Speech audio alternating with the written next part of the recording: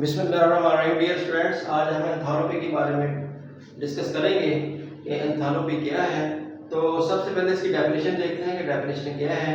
The total amount of heat energy present in molecule, यानी कि किसी भी मॉलिक्यूल में जो टोटल अमाउंट ऑफ हीट होती है, एनर्जी होती है, उसको हमने देखना है अंडर स्टैंडर्ड कंडीशन। अब अंडर स्टैंडर्ड कंडीशन क्या है? 0 सेंटीग्रेड टेम्परेचर होना चाहिए और 7 से 60 mm प्रेशर होना चाहिए।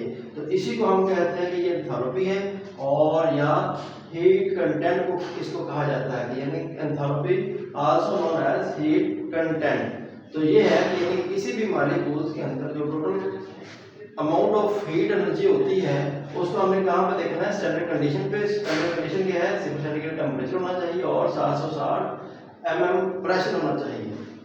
इसी तरह enthalpy is measurement of energy in A thermodynamic system. अब थर्मोडायनामिक सिस्टम क्या है कि थर्मो का मतलब होता है हीट और डायनामिक का मतलब होता है कि चलना या रवा दवा होना चलना होता है कि इसमें एक्सोथर्मिक और एंडोथर्मिक रिएक्शन हो रहे होते हैं। तो इसलिए हम लोग बोल देते हैं थर्मोडायनामिक्स कि हीट जो है ये कंटिन्यू है या सिस्टम के अंदर आ रही होती है या सिस्टम के अंदर जो है बाहर जा रही होती है। तो इसलिए enthalpy is the measurement of energy. Enthalpy जो है इस एक मेजरमेंट एनर्जी होती है जिसको हम थर्मोडायनामिक सिस्टम के अंदर जो है ये नोट कर लेते हैं। तो द क्वांटिटी ऑफ एंथैल्पी, इस तरह जो एंथैल्पी की मकदार होती है is equal to the total heat content of a system, यानी कि सिस्टम के अंदर जो मौजूद एनर्जी होती है मॉलिक्यूल्स के अंदर, रिएक्टेड प्रोडक्ट्स के अंदर जो सिस्टम के अंदर जो हीट बढ़ रही होती है वो बराबर होती है किसके? The quantity of enthalpy, quantity of enthalpy के बराबर होती है, क्योंकि मॉलिक्यूल्स के अंदर जो मौजूद एनर्जी होती है उसको हम कहते हैं एंथैल्पी। तो इस तरह जारी बात है कि जो कंटेंट ऑफ सिस्टम है, कंटेंट सिस्टम के अंदर जो रिएक्टेंट प्रोडक्ट्स के अंदर जो एनर्जी खारिज हो रही है या अब्जॉर्ब हो रही है तो वो बराबर हो जाती है। तो इसीलिए ये point the quantity of enthalpy is equal to the total heat content of a system. तो enthalpy of a system is represented by H, और इसको हम H से रिप्रेजेंट करते हैं। The change in enthalpy which system undergo is represented by del H। कि जब system में से एनर्जी बाहर खारिज हो रही हो या अंदर एंटर हो रही हो तो उसको हम del H से रिप्रेजेंट करते हैं। इसी तरह the total enthalpy H of a system can not be measured directly. हम एंथैल्पी जो टोटल एंथैल्पी ऑफ सिस्टम होती है उसको हम डायरेक्ट जो है मेजर नहीं कर सकते। हाउएवर हम the change in enthalpy del H brought about in a system can be measured comparatively easily. बहरहाल हम इसको आसानी के साथ del H के जरिए जो है ये आसानी के साथ जब तब्दीली हो रही होती है तो फिर हम इसको आसानी से जो है डिटरमिन कर सकते हैं। तो इन केमिस्ट्री में the standard enthalpy of a reaction del H is the enthalpy change।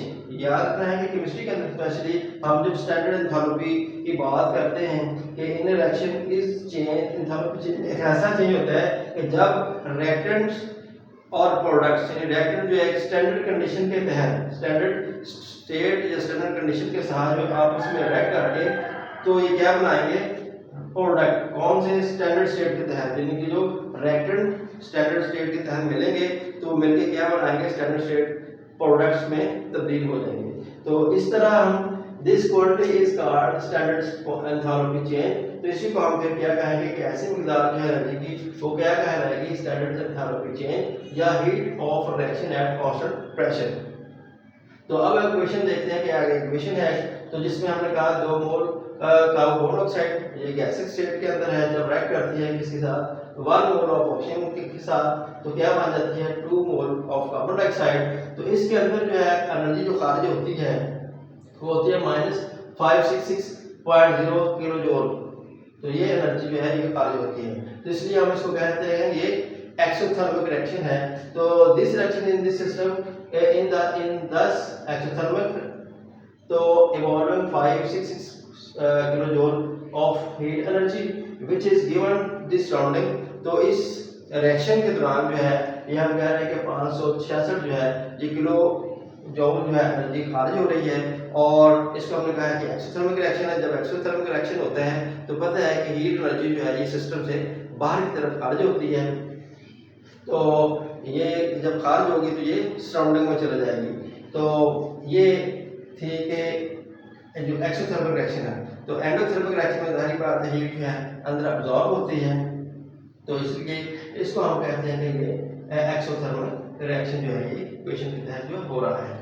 अब यहाँ पे आप देखते हैं how is enthalpy different from heat. Enthalpy जो है ये हीट से डिफरेंस क्यों है, कि एंथैल्पी और हीट के अंदर डिफरेंस क्या है। तो heat is the form of energy, heat जो है एनर्जी की शक्ल है that flow from hot body to cold body, जो हॉट बॉडी से कोल्ड बॉडी की तरफ जो है ये फ्लो करती है because of different temperature, temperature के डिफरेंस की वजह से। जैसे हमारे पास अगर एक आयरन रॉड हो और उसको हम एक तरफ से हीट करना शुरू कर दें तो हीट जो है ये हॉट से, यानी यहाँ से हॉट हो रहा है तो ये आहिस्ता आहिस्ता हीट जो है ये कोल्ड की तरफ, यानी कि यहाँ पे टेम्परेचर कम होता है, यहाँ पे टेम्परेचर जैसे जैसे बढ़ता जाएगा तो हीट यहाँ से इस तरफ जो है ये फ्लो करना शुरू कर देती है। तो इसलिए जो हम कहते हैं कि heat flow from hot body to cold because of different temperature, and temperature के डिफरेंस की वजह से यानी हॉट से कोल्ड की तरफ जाना शुरू हो जाती है। तो इस तरह heat is that we call the transfer of thermal energy, इसको हम थर्मल एनर्जी